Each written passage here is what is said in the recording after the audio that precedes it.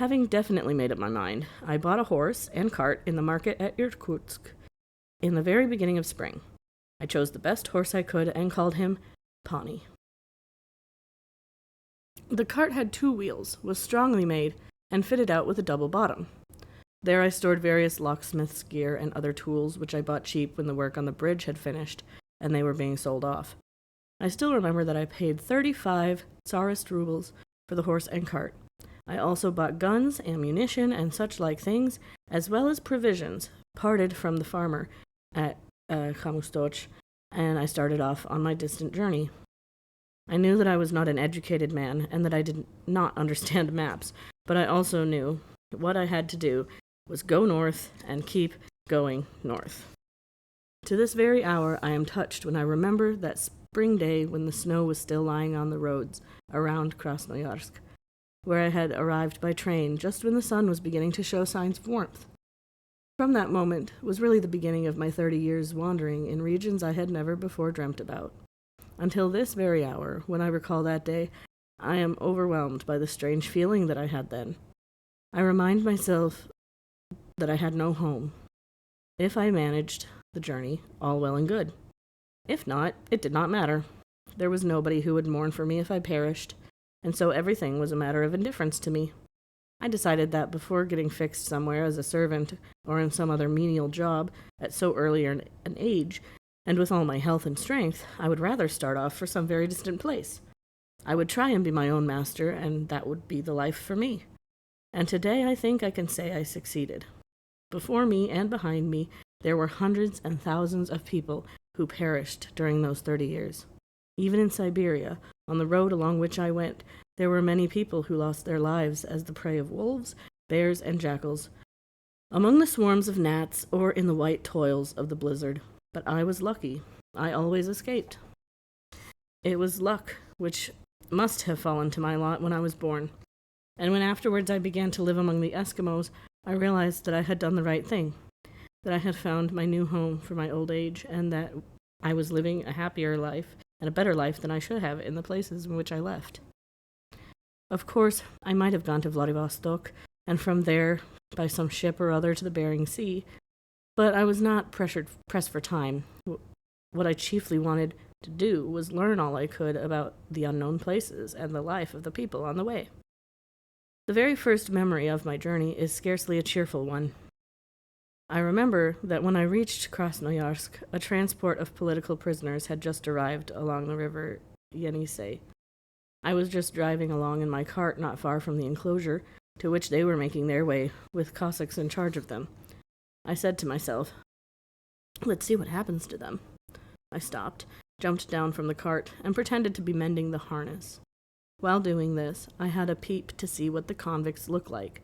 They were all men. Some of them had very refined faces, and you could see that once upon a time they had been well off.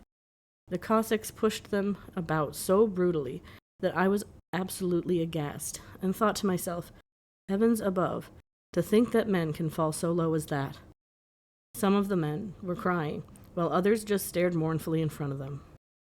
I had been looking on for some time when a Cossack came up and asked me roughly what I was doing there. Without saying a word, I pointed to my cart to show him that I was mending the harness. He told me that I was not to loiter there, and that I had better make myself scarce. So I got back to the cart and drove slowly alongside the enclosure and took a final glimpse of those wretched fellows. I thought of them for a long time, and I wondered where they could have come from. But at the same time, the sad sight had given me fresh courage, because I saw that I was well off compared with them, and this strengthened my belief that no harm would befall me on the journey. The first settlement of any size that I met with in the region east of Krasnoyarsk among the Mongolian tribes was the township of Kachuga. I cannot complain that I fared badly in the early weeks of my journey. Among the Mongolians, I always managed to make some sort of living here and there. The best of them were nomads, and on the whole, I still have pleasant memories of them. One evening, I arrived at a nomad village. The inhabitants were sitting together in front of their houses. The girls were dancing, the men playing on some sort of balalaika. The girls, some of whom were very pretty, sang very nicely, and were twirling around on tiptoe. These people have very fine fields and farms. Hereabouts there is a broad plain without forests, which is dotted with large flocks of sheep, horses, and cows. I stood there for a while looking at their merrymaking, and decided that I would spend the night there.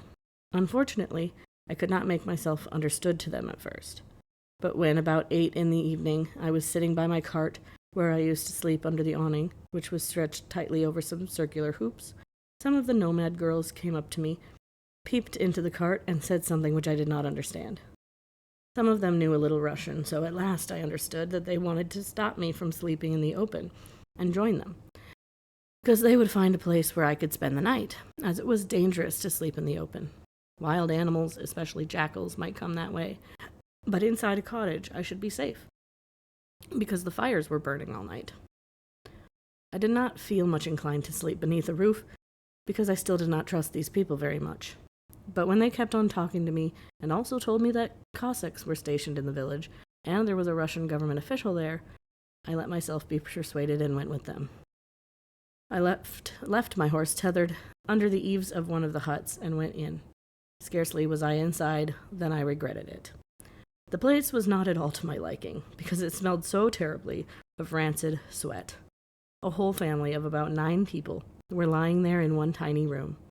Most of them were sleeping quite naked, even the women, who showed no sense of shame in front of a stranger. On the other hand, some of them were sleeping in furs.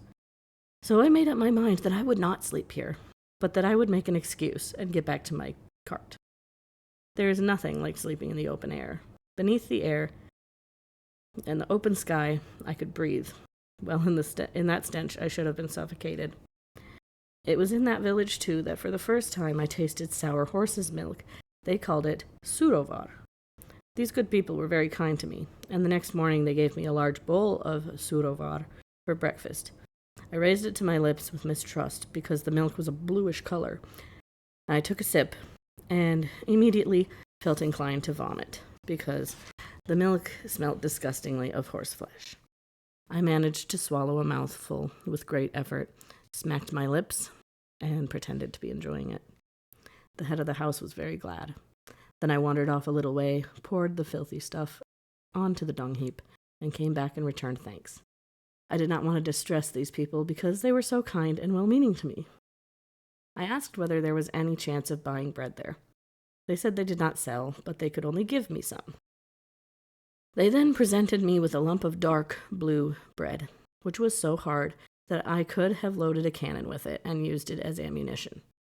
I asked the head of the house whether they eat such hard bread. He said they did. Good heavens, what teeth you must have, I said in astonishment. I did not want to throw the bread away because I decided I would break it up as I went along, and I would soak it in water. That morning they gave me some horseflesh too, but I could not carry it far, as the weather was rather warm, and the meat soon began to smell. So I threw it away, just behind the village, as soon as I had got started on my lengthy journey. So I did not have much benefit from the nomad's generosity.